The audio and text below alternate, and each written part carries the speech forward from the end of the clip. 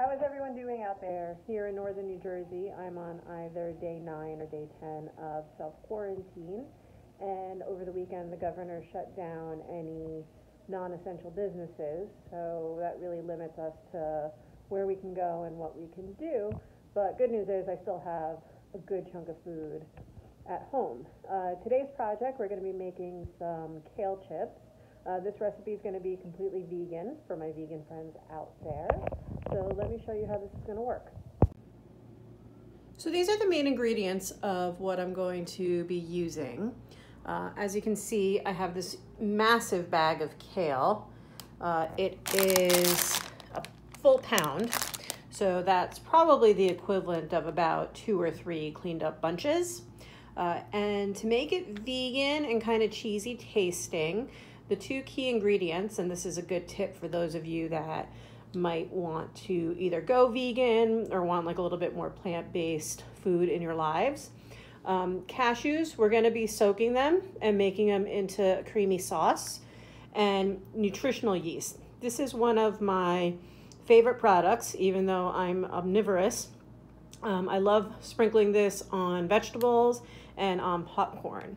Liquid aminos is one of my favorite condiments. It is a soy sauce alternative, and it has significantly less sodium than traditional soy sauce. The other thing that's great about it is if anyone's following a gluten-free diet, this is gluten-free.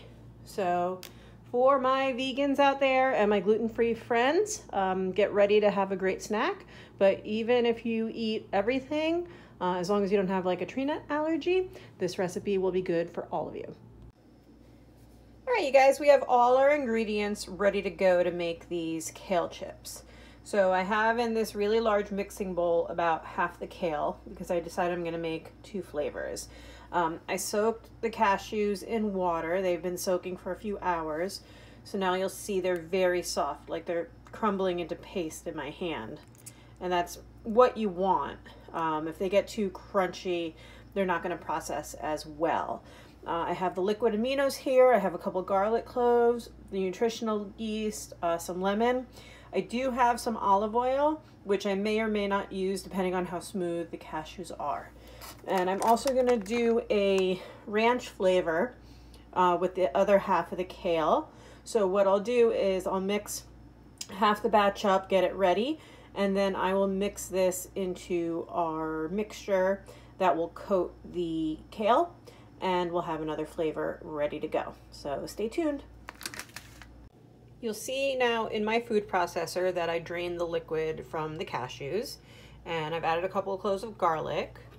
Going to add my soy sauce and my lemon juice, and also the nutritional yeast. So I'm gonna process them. I'll start with a pulse before I start to work with a smooth paste. And then again, if I need it, I will add the olive oil. If I find that the mixture is smooth on its own, I'm gonna leave it. Just pulsing it, it looks like it's mixing up nicely. I'm just gonna let it run for about 30 seconds. This mixture is quite delicious on its own. I did not utilize the oil. What I'm gonna do now is I'm gonna take about half of this and mix it in with my kale. And then I'm gonna process later on the other half of it with the olive oil and the ranch seasoning. All right, we've got our cashew mixture in with the kale, and with nice, clean, sanitized hands, I'm gonna go in and I'm just gonna mix it around until all these pieces are coated. All right, you see this all got coated, and what I'm gonna do now is I'm gonna spread these guys out on a cookie sheet lined with parchment paper.